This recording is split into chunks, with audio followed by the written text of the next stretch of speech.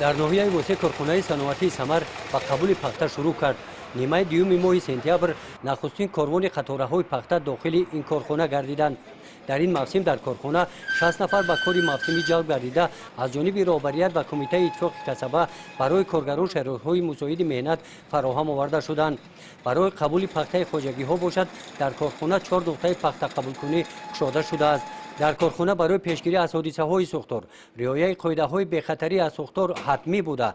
در این سمت تدبیرهای اولین درجه اندیشیده شدند. بسیار نقد شرایط ها همه مهیا یگان به ماموریت ما پختمون جمع آوری کرده آورده در زواد ثمر سپرده رفته استیم.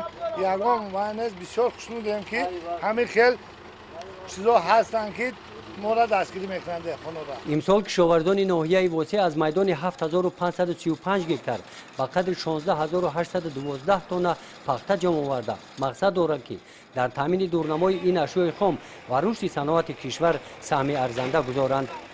گزارش خواجه نظریف خدای نظر ظهوروف از ناحیه وسه برای برنامه اطلاعاتی نوید.